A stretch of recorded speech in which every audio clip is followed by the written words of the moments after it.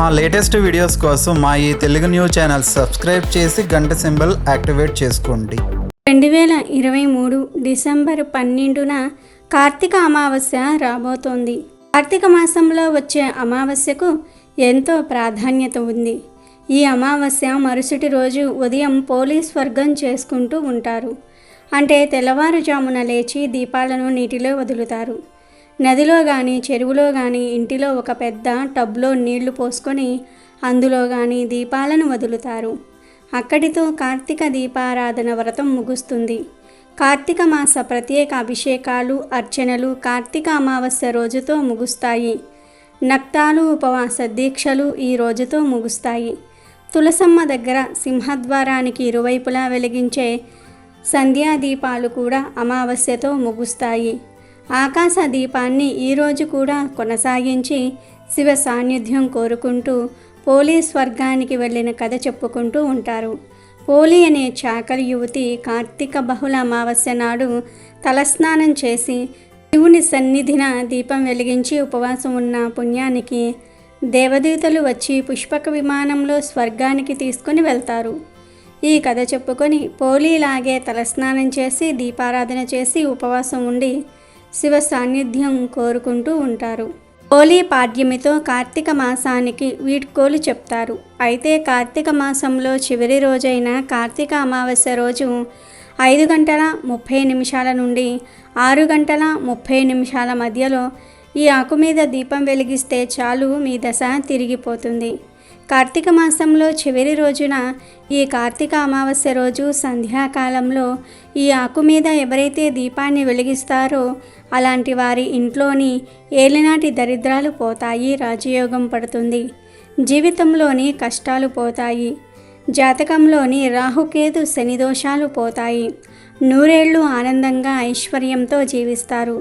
కార్తీక మాసమంతా కూడా దీపారాధన చేసిన ఫలితం వస్తుంది. పట్టిందల్లా బంగారం అవుతుంది. మరి అత్యంత శక్తివంతమైన కార్తీక అమావాస్య రోజు సాయంత్రం 5:30 నుండి 6:30 మధ్యకాలంలో ఏ ఆకు మీద దీపం వెలిగిస్తే పట్టిందల్లా బంగారం అవుతుంది అనే విషయాన్ని ఇప్పుడు మనం ఈ వీడియోలో తెలుసుకుందాము. ఫస్ట్ అయితే ఈ వీడియోకి ఒక లైక్ కొట్టి మా ఛానల్ని సబ్స్క్రైబ్ చేసుకోవటం మర్చిపోవద్దు. కార్తీక బహుళ అమావాస్య రోజున పుణ్య నదులలో స్నానం చేసి పేదలకు దానం చేస్తే విశేషమైన ఫలితం వస్తుంది. దీంతో పాటు ఈ అమావాస్య రోజు పూర్వీకుల ఆత్మశాంతి కోసం శ్రాద్ధం తర్పణం కూడా చేస్తారు. ఈరోజు స్నానం చేస్తే మాసమంతా కార్తీక స్నానం చేసిన ఫలితం కలుగుతుంది. ఈ కార్తీక అమావాస్య గురించి ఒక చిన్న పురాణ కథ కూడా ఉంది. ఒకసారి ఒక దరిద్ర బ్రాహ్మణుడు తన పేదరికం పోయేందుకు మహాశివుణ్ణి ఆరాధిస్తాడు.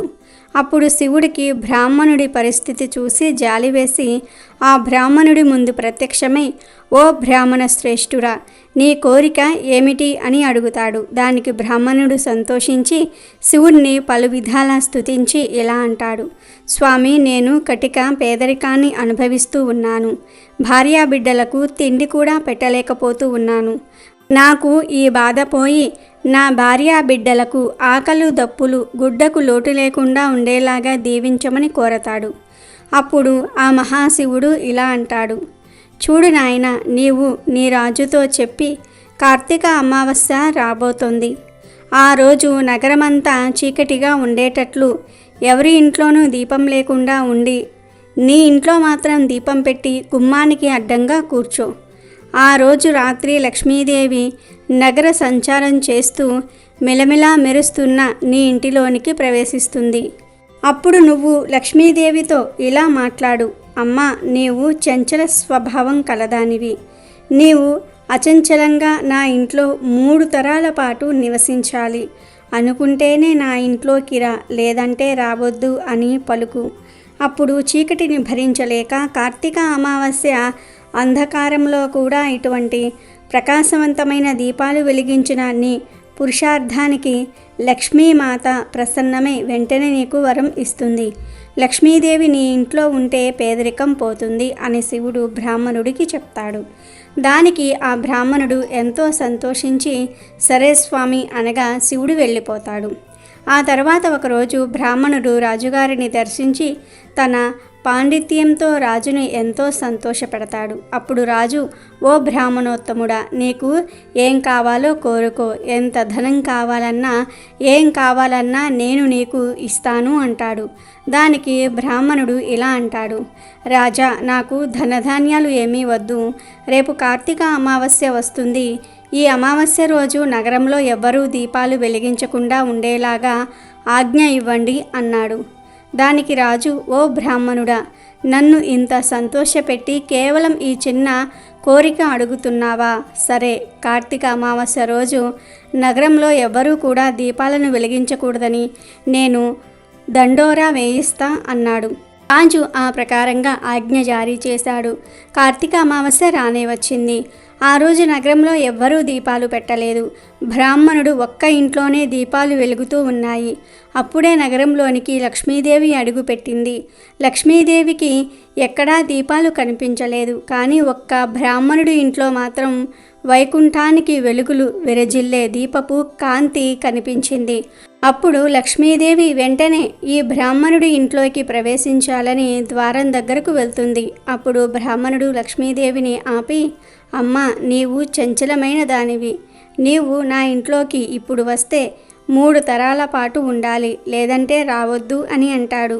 లక్ష్మీదేవి మాత్రం ఆ దీపపు కాంతులకు ఎంతో సంతోషించి సరే ఉంటానని ఇంట్లోకి వెళ్ళిపోతుంది. ఇలా లక్ష్మీదేవి బ్రాహ్మణుణ్ణి ధనవంతుడిగా మార్చేస్తుంది. కాబట్టి కార్తీక అమావాస్య రోజు వెలిగించే దీపానికి కటిక పేదవాడినైనా సరే ధనవంతుడిగా మార్చే శక్తి ఉంటుంది. ప్రత్యేకించి ఈరోజు సాయంత్రం 5:30 నుండి 6:30 మధ్యలో మీ ఇంట్లో ప్రత్యేకంగా ఉమ్మెత్త ఆకు మీద దీపం పెడితే ఆ శివుడి అనుగ్రహం మరియు లక్ష్మీదేవి అనుగ్రహం కలుగుతుంది. ఈరోజు ఇంట్లో పూజ గదిలో ఒక పద్మం ముగ్గు వేసి దానిపై ఉమ్మెత్త ఆకును ఉంచాలి. ముందు రోజే ఉమ్మెత్త ఆకును తెచ్చుకొని దానిని పసుపు నీటితో శుభ్రం చేసుకోవాలి. ఆ ఆకును పూజ గదిలో ముగ్గుపై పెట్టి దానికి పసుపు కుంకుమలతో బొట్లు పెట్టాలి. ఆ ఆకు మీద పద్మాన్ని ఉంచి 3 లేదా 5 ఒత్తులు విడివిడిగా వేసి ఆవు నెయ్యి లేదా నువ్వుల నూనెతో దీపాన్ని వెలిగించుకోవాలి. ఇలా కార్తీక అమావాస్య రోజు ఎవరైతే ఉమ్మెత్త ఆకు మీద దీపం వెలిగిస్తారో వారి ఇంట్లోకి లక్ష్మీదేవి అడుగుపెట్టి అష్టైశ్వర్యాలను కలగజేస్తుంది. ఆ ఇంట్లోని దరిద్రమంతా కూడా పోతుంది. అంతేకాదు, ఉమ్మెత్త ఆకు మీద దీపం పెట్టడం వలన రాహు కేతు దోషాలు పోతాయి. నవగ్రహాలు అనుకూలంగా మారిపోతాయి. ఇంట్లోని వారు నిండు నూరేళ్లు సంతోషంగా జీవిస్తారు.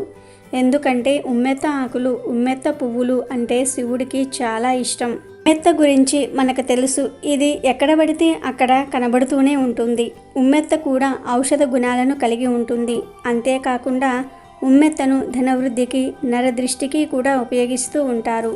పూర్వకాలంలో ఉమ్మెత్త చెట్టును ఇంటి ముందు పెంచుకునేవారు. దీనిని ఇంటి ముందు పెంచుకోవటం వల్ల నరదృష్టి, నరఘోష తగలకుండా ఉంటాయని నమ్మేవారు. నరుడి చూపుకు నల్లరాయి కూడా పగులుతుంది అనే నానుడి మనకు ఉండనే ఉంది. కనుక నరదృష్టి, నరఘోష తగిలితే ఎంత డబ్బు వచ్చినా ఇంట్లో నిలవదు. అభివృద్ధి చెందాల్సిన వారు కూడా పతనమైపోతారు. చాలామంది ఇంట్లోని వారికి నరదృష్టి తగలకుండా ఇంటి ముందు నల్ల ఉమ్మెత్త చెట్టును పెంచుతూ ఉంటారు. కొందరు వ్యాపార సంస్థల ముందు కూడా నల్ల ఉమ్మెత్త చెట్టును పెంచుతూ ఉంటారు. ఈ మొక్క వేరును ఇంట్లో వ్యాపార సంస్థల్లో ధనం దాచుకునే చోట ఉంచటం వల్ల వ్యాపారం లాభాల బాట పడేలాగా చేసి ధనాన్ని ఆకర్షిస్తుంది.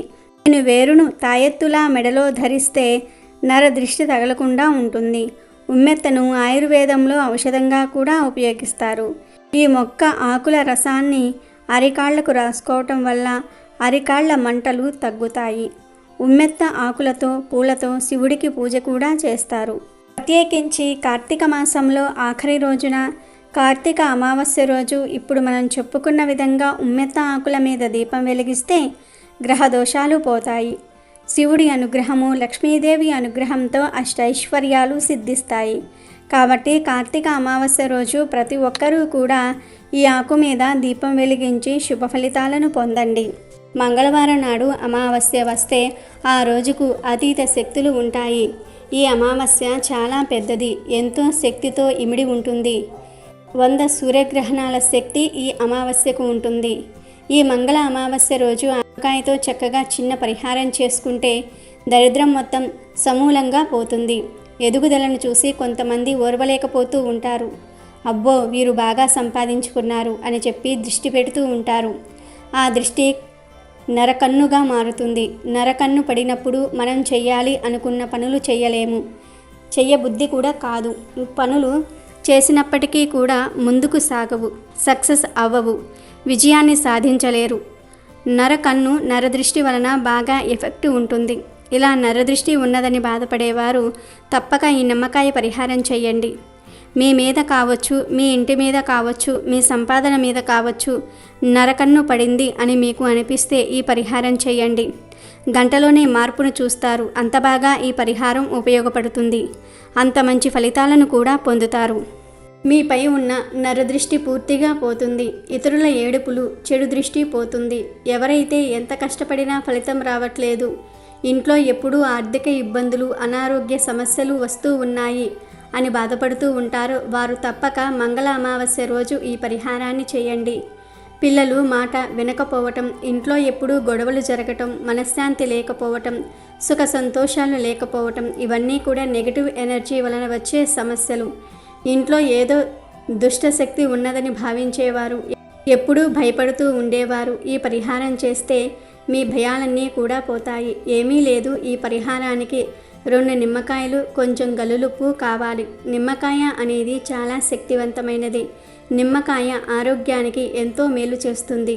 అంతేకాదు పరిహారాలలో, తాంత్రిక పూజలలో కూడా నిమ్మకాయకు చాలా ప్రాధాన్యత ఉన్నది. మంగళ అమావాస్య రోజు సాయంత్రం 6 దాటిన తర్వాత ఈ పరిహారాన్ని చేయండి. మీరే గంటలో మార్పును చూస్తారు, ఫలితాన్ని అనుభవిస్తారు. ఈ పరిహారానికి వాడే ఉప్పు కూడా ఎంతో శక్తివంతమైనది. నెగిటివ్ ఎనర్జీని తీసివేస్తుంది. ఈ పరిహారం గురించి కొంతమందికి తెలిసే ఉంటుంది, ఎందుకంటే చాలామంది ఈ పరిహారాన్ని చేసుకుంటూ ఉంటారు. మార్వాడీలు కూడా ఈ పరిహారం చేస్తారు. ఈ పరిహారం చేస్తే 100కి 100% ఫలితం లభిస్తుంది. చెడు మొత్తం పోతుంది. వ్యాపార ప్రదేశంలో ఈ పరిహారం చేస్తే వ్యాపారంలో లాభాలు వస్తాయి. వ్యాపార అభివృద్ధి బాగుంటుంది. ఇంట్లో చేసిన, వ్యాపార స్థలంలో చేసినా మీకు తిరుగు ఉండదు. అంత బాగా పనిచేస్తుంది ఈ పరిహారం. అసలు ఏం చెయ్యాలి అంటే అమావాస్య రోజు సాయంత్రం 6 తర్వాత 2 నిమ్మకాయలు తీసుకోండి. ఆ 2 నిమ్మకాయలను పైనుండి 4 భాగాలుగా కట్ చేయండి. అంటే పువ్వు వచ్చినట్లుగా కట్ చేయండి. ఈ నిమ్మకాయలో 2 లవంగాలను పెట్టండి. ఆ లవంగాలపై ఉప్పును వేసి స్టఫ్ చేసేయండి. అంటే నిమ్మకాయను ఉప్పుతో నింపేయండి. 2 నిమ్మకాయలలో ఉప్పు నింపిన తర్వాత 4 వైపులా 4 కుంకుమ బొట్లు పెట్టండి. తర్వాత ఈ నిమ్మకాయలను కుడి చేతిలో పట్టుకొని మీ చుట్టూ 11 సార్లు తిప్పండి. ఆ తర్వాత ఇంట్లో అన్ని గదుల్లో ఒక్కసారి చూపించేసి లాస్ట్లో నిమ్మకాయను వంటగదిలోనికి తీసుకుని వెళ్ళి ఆ వంటగదిలో గ్యాస్ పొయ్యి కింద ఈ 2 నిమ్మకాయలను పెట్టి వదిలివేయండి. ఇలా పెట్టిన నిమ్మకాయలను మరునాడు ఉదయం నిద్రలేవగానే తీసి డస్ట్బిన్లో పడేయండి. అంటే మూత ఉండే డస్ట్బిన్లో మాత్రమే వేయాలి. లేదంటే ఎవ్వరూ తొక్కని ప్రదేశంలో ఈ నిమ్మకాయలను పడేస్తే మరీ మంచిది. వ్యాపార స్థలంలో ఈ పరిహారం చేయాలనుకునేవారు సేమ్ ఇలాగే చేసి రాత్రంతా వ్యాపార స్థలంలో నిమ్మకాయలను వదిలేసి మరునాడు ఉదయం నిమ్మకాయలను తీసి ఎవరూ తిరగని ప్రదేశంలో పడవేయండి. ఇలా ఇంట్లో అయినా సరే, వ్యాపార స్థలంలో అయినా సరే ఎవ్వరికీ చెప్పకుండా రహస్యంగా ఈ పరిహారం చేసుకుంటే చక్కటి ఫలితాలు కలుగుతాయి. మీరు నిమ్మకాయ తీసి పడేసిన గంటలోనే మీ ఇంట్లో లేదా వ్యాపార స్థలంలో మార్పును చూస్తారు. మనసుకు చాలా ప్రశాంతంగా అనిపిస్తూ ఉంటుంది. ఏదో ఒక శుభవార్తను వింటారు. కాబట్టి మంగళ అమావాస్య రోజు మీరు కూడా నిమ్మకాయతో ఈ పరిహారం చేసి దరిద్రాన్ని తొలగించుకోండి. అమెజాన్లో బెస్ట్ డిస్కౌంట్స్ కోసం వీడియో డిస్క్రిప్షన్లో లింకు ఉంది, చూడండి. అలాగే మా టెలిగ్రామ్ ఛానల్ సబ్స్క్రైబ్ చేసుకోండి.